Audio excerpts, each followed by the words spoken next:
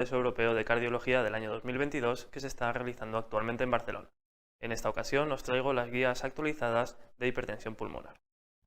Las últimas guías publicadas constan del año 2015, si bien es cierto que en el año 2018 en Niza se realizó el 6º Simposio Mundial de Hipertensión Pulmonar, donde ya se adelantaron algunas de las novedades que actualmente se han confirmado.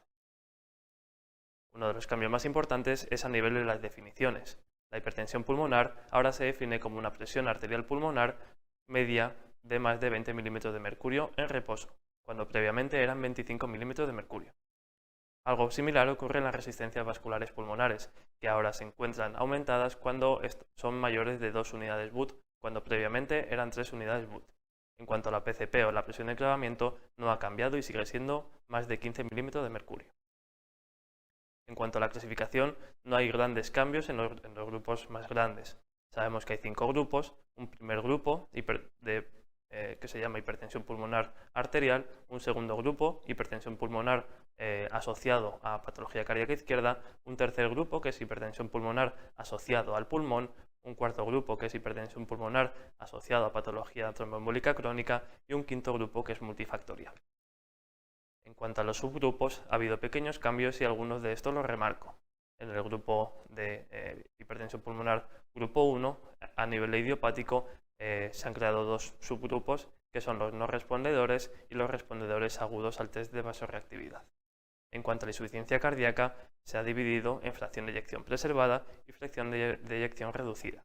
Y en cuanto al grupo 3, se ha eliminado el grupo de patología asociado al trastorno del sueño y ha aparecido un grupo de hipoventilación o síndromes de hipoventilación. En cuanto a los cambios en el diagnóstico general, en estas guías se enfatiza mucho en la sospecha y diagnóstico precoz de la patología para un inicio más precoz del tratamiento y una mejoría de su pronóstico. Además, no solo hay que realizar un adecuado diagnóstico, sino que también hay que descartar causas secundarias, sobre todo del grupo 2 y 3, que puedan estar influyendo en la patología. En cuanto a la ecocardiografía, el ecocardiograma sigue siendo la prueba fundamental a la hora del diagnóstico de sospecha, no el diagnóstico de confirmación. Se recomienda asignar una probabilidad de hipertensión pulmonar en función del ecocardiograma. La velocidad máxima de la insuficiencia tricúspide sigue siendo el valor más importante y los límites o umbrales no han cambiado, que siguen siendo 2,8 metros por segundo, a pesar de que sí que ha cambiado el umbral del valor hemodinámico. En el diagnóstico con el ecocardiograma, el algoritmo de sospecha se basa en la velocidad pico de la insuficiencia tricúspide. Un valor menor de 2,8 metros por segundo es prácticamente negativo para la sospecha de hipertensión pulmonar, mientras que un valor mayor de 3,4 metros por segundo hace que sea muy sugestivo que el paciente tenga hipertensión pulmonar. Cuando los valores están entre 2,9 y 3,4, el riesgo es intermedio y hay que añadir otros valores del ecocardiograma y otros valores clínicos para sopesar la probabilidad de hipertensión pulmonar. Estos son algunos de los valores y de los signos sugestivos de hipertensión pulmonar que nos dicen en las guías europeas. En cuanto al cateterismo derecho, sigue siendo la prueba gold estándar para el diagnóstico y la clasificación de la hipertensión pulmonar.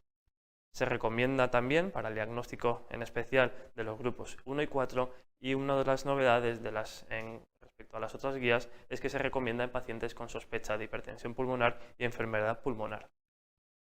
En el caso de cómo realizarlo, también nos dan algunas recomendaciones. Una de las recomendaciones es que debe realizarse en centros de mucha experiencia, ya que ahí la baja tasa de complicaciones es prácticamente nula. También nos recomiendan que se realice siguiendo un procedimiento y unas medidas muy estandarizadas.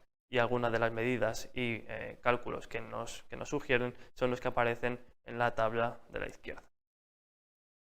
En cuanto al test de vasorreactividad, la adenosina ha quedado relegado por la alta tasa de efectos secundarios que presenta y actualmente se realiza con óxido nítrico o iloprost en su mayoría de las veces. Visto las novedades generales, pasamos a las novedades específicas de cada grupo. Voy a hablar del grupo 1, 2 y 4 porque son en los que más novedades se han presentado. En cuanto al grupo 1, hipertensión arterial pulmonar, una de las novedades más importantes a nivel general es que los pacientes ahora pueden todos realizar actividad física y de hecho se recomienda activamente la realización de actividad física siempre que ésta sea supervisada, con una indicación además 1A. En cuanto al algoritmo diagnóstico y terapéutico, todos los pacientes que sospechen que son parte del grupo 1 se deben de someter a un test de vasorreactividad. Cuando este test es positivo, se inician tratamientos con calcio antagonistas y si este tratamiento es eficaz, se mantendrán.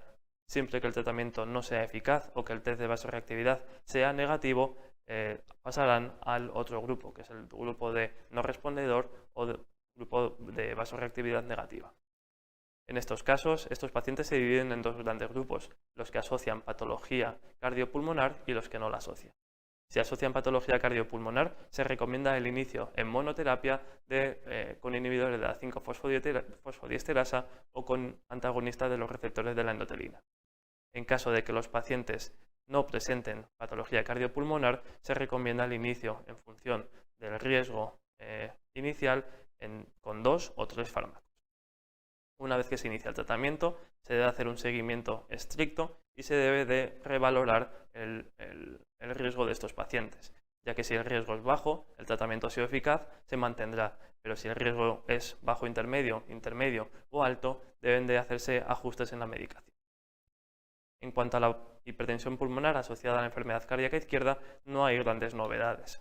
Es cierto que hay algunos cambios en las recomendaciones generales, siguen siendo muy enfáticos en que los pacientes con insuficiencia cardíaca izquierda deben de estar en euvolemia a la hora de hacer el diagnóstico de hipertensión pulmonar.